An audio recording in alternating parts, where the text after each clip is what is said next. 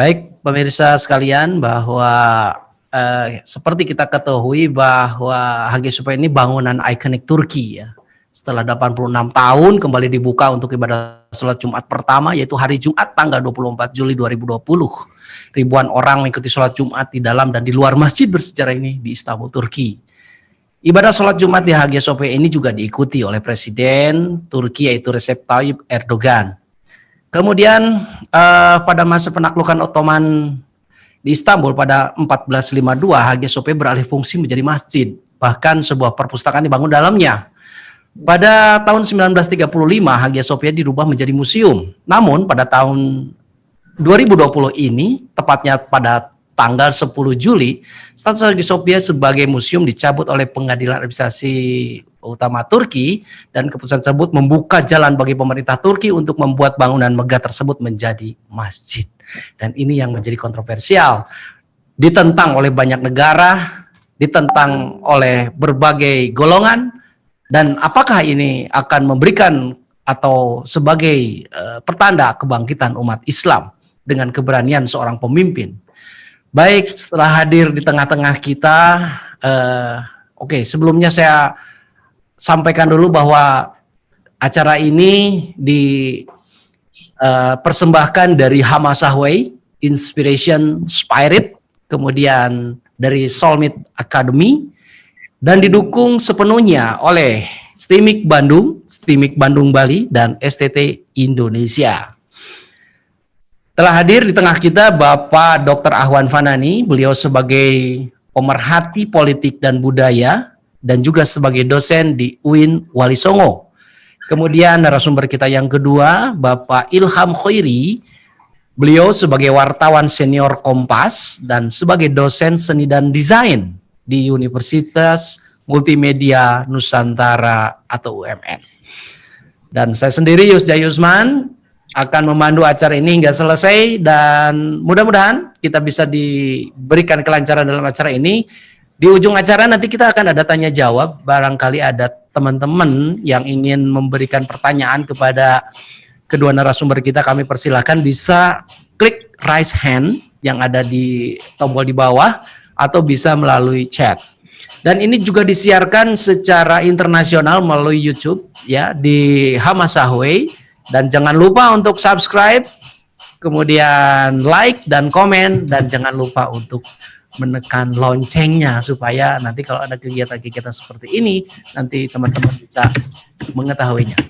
Baik, untuk yang selanjutnya adalah kita kepada Bapak Ilham Khairi yang akan memberikan paparan, yang saya berikan waktu juga 30 menit. Pak Ilham, mudah-mudahan kita bisa selesai di 15.30 sesuai dengan jadwal kita, Pak.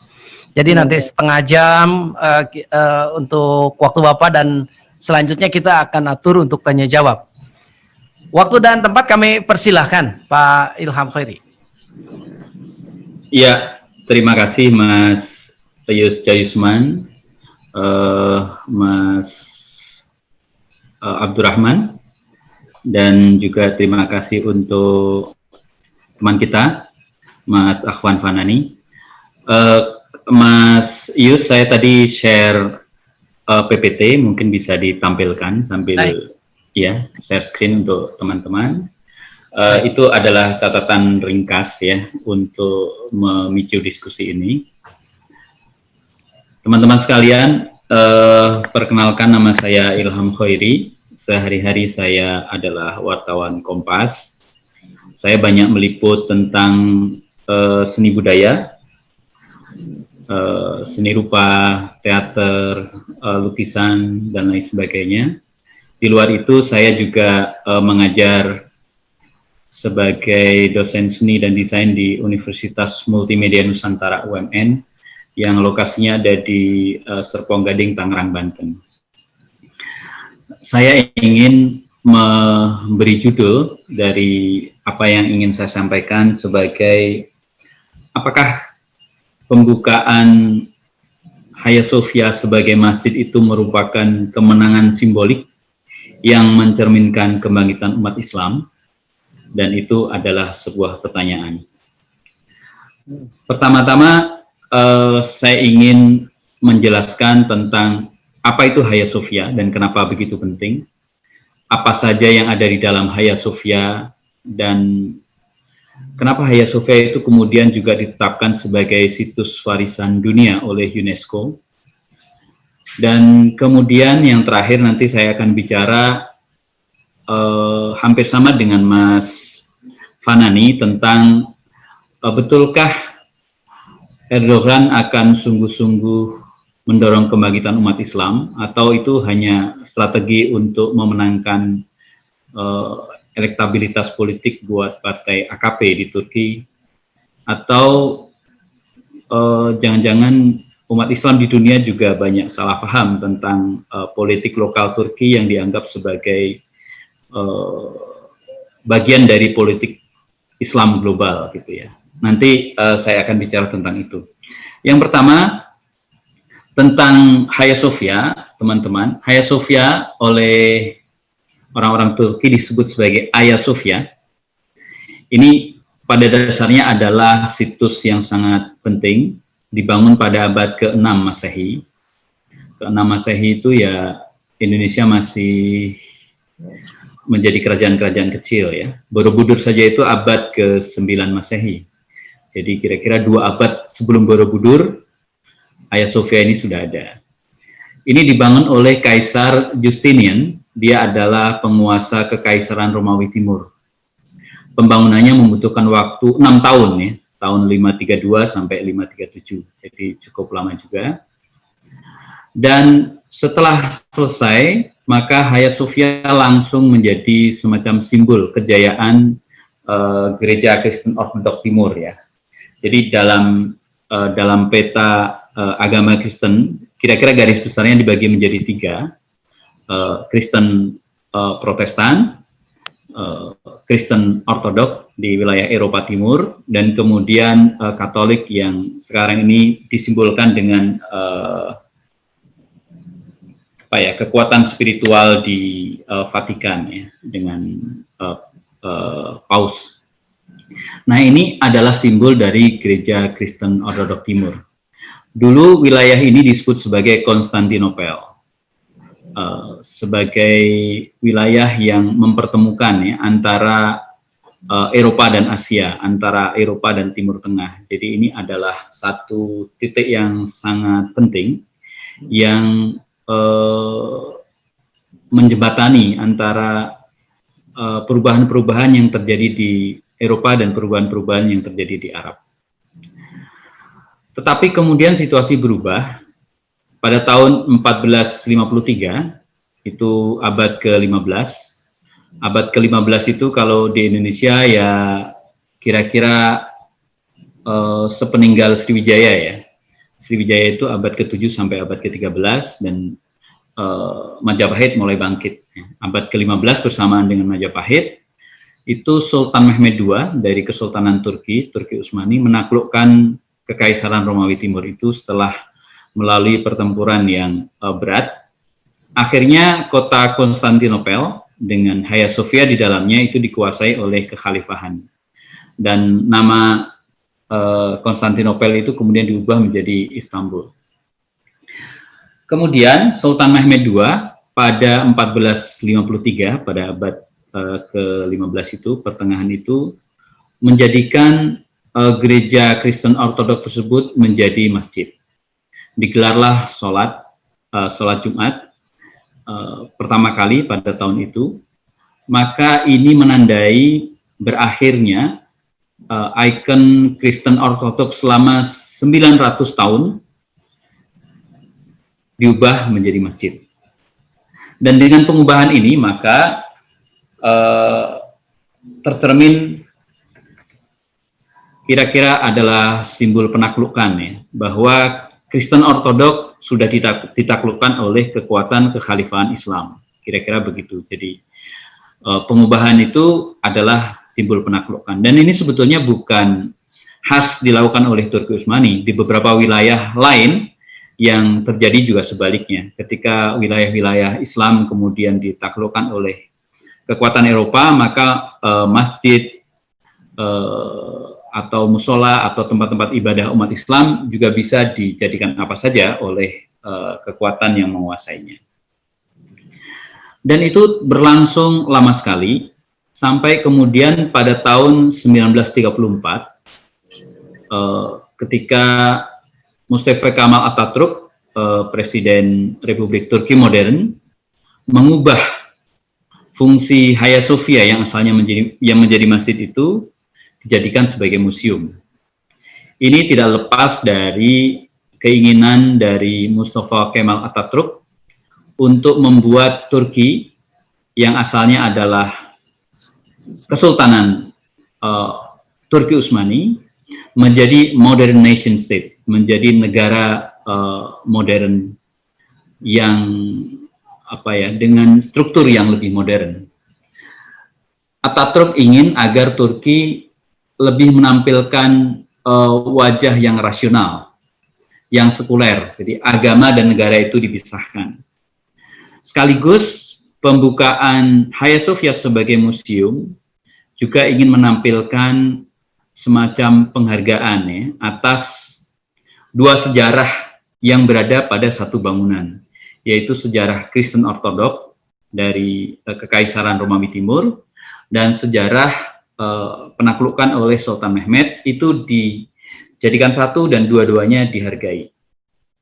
Nah, kebijakan ini bertahan 86 tahun kita tahu, dan berubah baru-baru ini ketika 10 Juli kemarin Presiden Recep Tayyip Erdogan mengeluarkan dekret ya yang membatalkan keputusan Kemal Atatürk dan kemudian mengubah fungsi Hagia Sophia dari museum menjadi masjid. Lalu tidak lama kemudian didirikanlah sholat Jumat di Hagia Sophia. Sholat Jumat itu kemudian dalam tanda kutip dirayakan oleh umat Islam di dunia, mungkin lebih tepat saya katakan sebagian umat Islam di dunia, karena dianggap sebagai kemenangan umat Islam. Sebelum saya akan berbicara pada impact keputusan itu, saya ingin mengatakan tentang hal-hal yang ada di dalam Hagia Sophia. Kita loncat kepada penghargaan yang diberikan pada tahun 1985 oleh UNESCO, organisasi kebudayaan di PBB, yang menetapkan bahwa Hagia Sophia adalah situs warisan dunia. Kenapa Hagia Sophia situs warisan dunia? Pertama, bangunan itu tetap lestari, dipreservasi dengan baik, dipelihara dengan baik, termasuk di dalamnya yang dipelihara adalah artefak-artefak baik yang berasal dari Eropa Timur pada zaman Konstantinopel, maupun artefak-artefak yang kemudian ditambahkan pada masa Turki Utsmani. Tambahannya itu ada beberapa menara yang dibangun oleh beberapa sultan seperti Sultan Salim dan lain sebagainya. Dan dua-duanya itu dihadirkan sebagai warisan yang sama-sama terhormat ya. Tidak ada yang satu lebih rendah daripada yang lain. Itulah yang kemudian membuat UNESCO memutuskannya sebagai warisan penting dunia. Dan kemudian sebagai museum, Hagia Sophia ini dijadikan sebagai tujuan wisata yang menarik. Masyarakat dunia dari berbagai belahan negara berbondong-bondong datang melihat ke situ.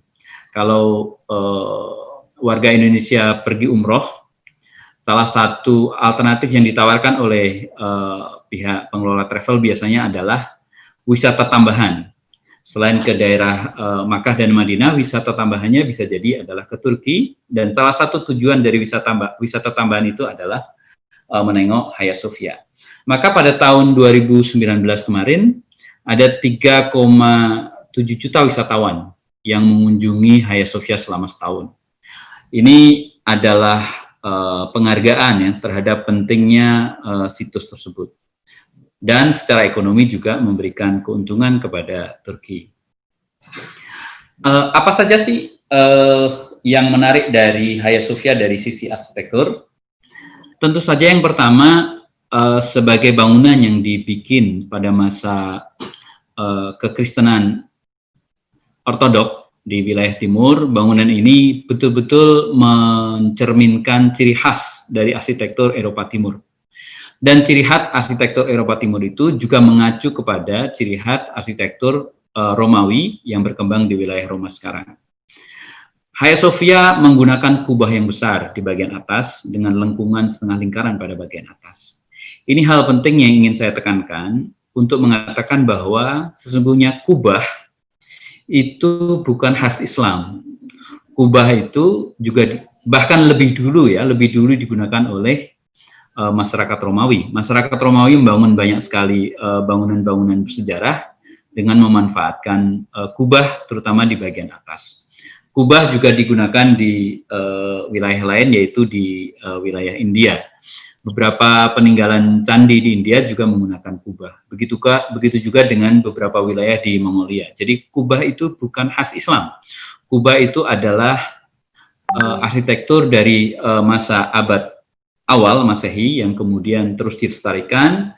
Salah satunya juga digunakan oleh masjid-masjid sampai sekarang. Hal lain adalah ada repetisi tiang-tiang. Repetisi tiang-tiang kalau kita lihat di bangunan itu juga terlihat, Mas moderator mungkin bisa memperlihatkan foto bangunannya. Ya. Nah, di situ ada kubah dan kemudian ada repetisi tiang-tiang. Repetisi tiang-tiang ini adalah khas dari Romawi yang sebetulnya adalah meminjam dari khas yang berkembang di Yunani. Beberapa bangunan Yunani itu menggunakan repetisi tiang-tiang. Itu dilakukan misalnya di Athena, ya, bangunan-bangunan yang dipersembahkan untuk dewa-dewa. Dan repetisi kubah-kubah itu sebetulnya juga mengambil dari Mesir kuno. Di Mesir kuno ada bangunan yang sangat terkenal, namanya Dar al-Bahar.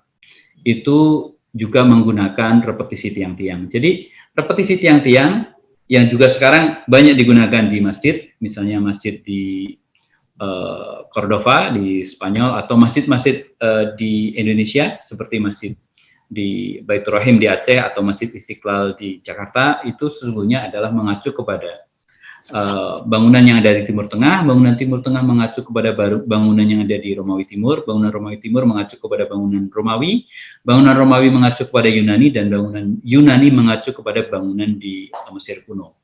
Maka di dalam arsitektur ini sesungguhnya terjadi proses akulturasi yang luar biasa. Boleh saja rumah ibadah itu menjadi rumah ibadah untuk agama tertentu, tetapi bangunan di dalamnya adalah eklektif, memberikan kemungkinan untuk mencampurkan beberapa bentuk. Seperti hanya menara. Menara itu adalah tradisi dari Sumeria. Sumeria itu satu kawasan yang ada di wilayah Mesopotamia, itu antara Irak dan Iran ya, pada masa modern sekarang, itu juga menggunakan menara.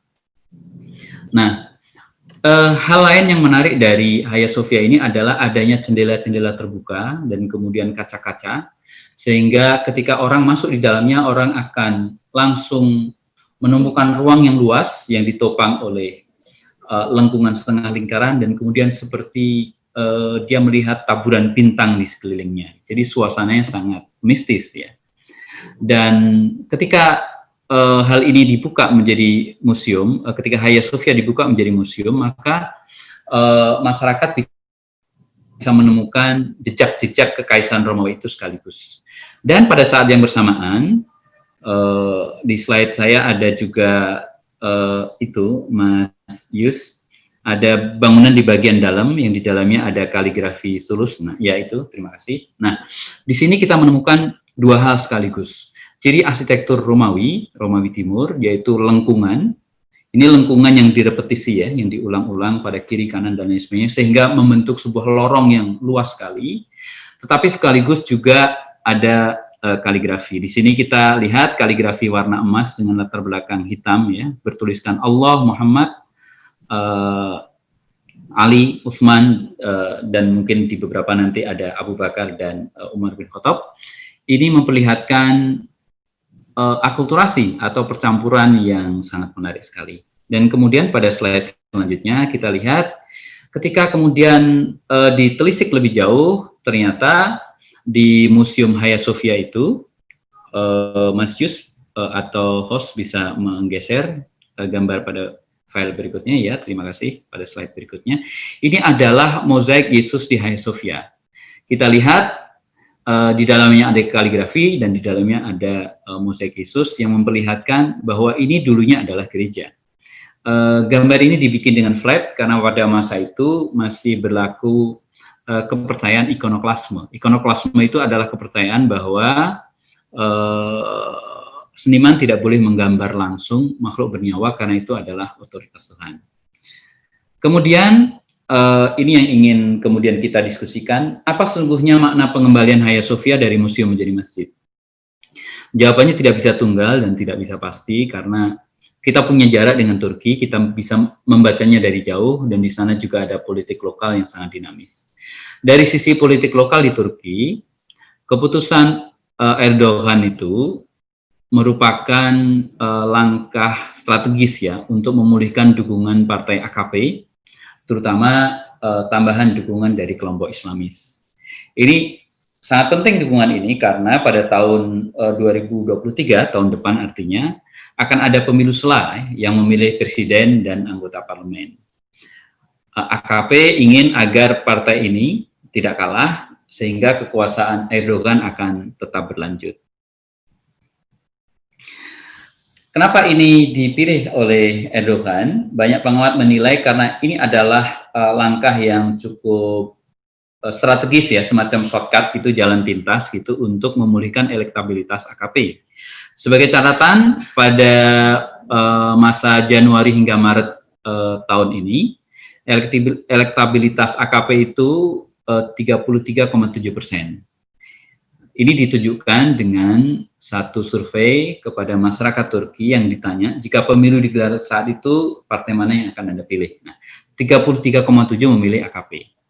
Tetapi Juni, beberapa bulan berikutnya, elektabilitasnya menurun menjadi 33,3%. Nah, rupanya Erdogan tidak ingin tren penurunan itu berlanjut sehingga dia ingin mendapatkan tambahan poin elektabilitas dari kelompok Islamis, katakanlah seperti itu. Dan sebagai catatan, di Turki ini kira-kira ada dua faksi besar ya di dalam politik lokal mereka, yaitu kelompok sekuler. Kelompok sekuler adalah mereka yang sangat ingin meneruskan warisan nasionalisme Kemal Atatürk, bahwa agama dipisahkan dari politik, dan mereka ingin terus meneruskan modernisasi sebagaimana digaungkan Kemal Atatürk. Dan kemudian ada kelompok religius yang berusaha untuk mengembalikan ya, romantisme kejayaan Turki Utsmani dari abad pertengahan itu kepada politik modern sekarang. Dua kelompok ini terus berkontestasi dan Erdogan berusaha untuk memanfaatkan pembukaan Hagia Sophia sebagai masjid untuk meraih simpati dari kelompok Islamis.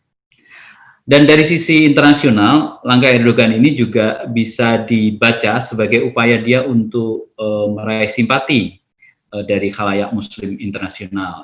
Bagaimanapun masyarakat Islam di berbagai negara di dunia saat ini membutuhkan simbol-simbol yang dapat dipercaya atau diyakini atau dipandang sebagai semacam kebangkitan umat Islam. Dan salah satunya adalah ditangkap oleh Erdogan dengan mengalihfungsikan Hagia Sophia dari museum ke masjid ini. Dan ini sekaligus juga untuk memperkuat peran Turki ya dalam konstelasi dan dinamika politik dan konflik di Timur Tengah. Saat ini Timur Tengah masih berlangsung konflik di berbagai wilayah yang di dalamnya Turki sebagai bagian dari NATO tetapi sekaligus juga memiliki peran yang khusus di wilayah Timur Tengah. Dia ingin memperkuat perannya itu. Nah,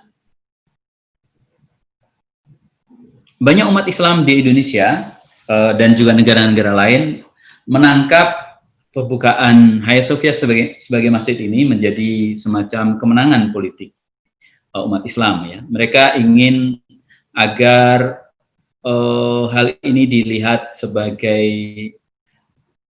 sebagai penguatan atas penaklukan Turki Utsmani pada abad pertengahan itu atas kekaisaran Romawi Timur Kristen.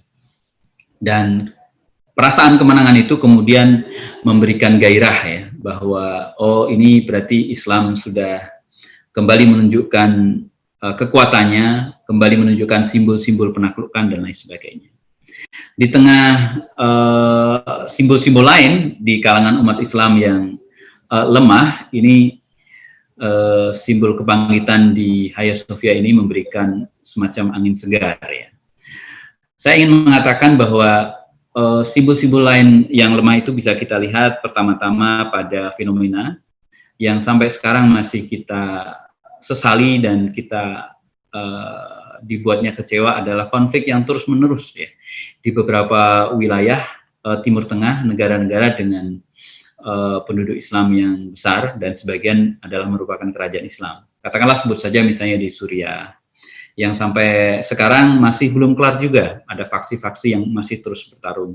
Kemudian di Yaman, ada kelompok-kelompok yang juga bertentangan di sana dan sampai sekarang juga gagal dipadamkan. Kemudian baru kemarin kita melihat ada ledakan di Beirut ya, di Lebanon, dan itu juga sekaligus memperlihatkan kelemahan pemerintah untuk mengatasi konflik dan kemudian juga konstelasi politik di dalam negerinya. Nah, tetapi pada saat bersamaan, citra kebangkitan umat Islam ini juga sekaligus menghilangkan citra yang dibangun oleh Kemal Atatürk, yaitu citra toleransi dan semangat membangun peradaban bersama yang saling menghargai, sebagaimana selama ini tercermin dari Hagia Sophia yang dijadikan museum. Sebagai museum, Hagia Sophia memberikan tempat yang setara ya antara situs itu sebagai situs warisan Kristen Ortodok sekaligus sebagai situs masjid yang diberlakukan sejak Sultan Mahmud II. Dua-duanya itu berdiri tegak, sejajar, dan kemudian masyarakat bisa melihatnya secara harmonis. Nah, situs sebagai simbol toleransi ini yang kemudian menjadi tergusur digantikan dengan simbol penaklukan, sebagaimana dilakukan oleh Erdogan yang juga kemudian meniru Sultan Mahmud II. Nah, ini terus terang agak merugikan buat sebagian umat Islam, tidak sebagian umat Islam yang lain, karena di dalamnya juga terjadi polemik ya, karena sebelumnya ada upaya-upaya yang sangat serius dari kelompok-kelompok Islam maupun kelompok-kelompok Kristen Katolik untuk terus memunculkan ikon-ikon perdamaian. Kita tahu misalnya pada tahun 2019 kemarin di Abu Dhabi, Paus Fransiskus dari Vatikan bertemu dengan Imam Besar Al-Azhar, Syekh Ahmad At-Tayyib, untuk membuat deklarasi perdamaian dan deklarasi untuk saling menghargai. Deklarasi ini diharapkan bisa menurunkan ketegangan di wilayah Timur Tengah maupun wilayah-wilayah di dunia lain. Dan sebetulnya kita juga bisa bertanya, apakah sungguh-sungguh pengungsian Hagia Sophia sebagai masjid itu merupakan simbol dari kebangkitan umat Islam? Ataukah itu sebetulnya adalah sebagai simbol saja, sementara substansinya itu masih menuntut pekerjaan rumah yang lebih besar lagi. Apa itu pekerjaan rumah? Pekerjaan rumahnya adalah jika kita ingin umat Islam bangkit, maka pertama-tama yang harus dilakukan adalah mengatasi konflik di wilayah Timur Tengah itu sendiri. Mengatasi konflik di Suriah, mengatasi konflik di Yaman, mengatasi konflik di Afghanistan, konflik di Lebanon, dan lain sebagainya.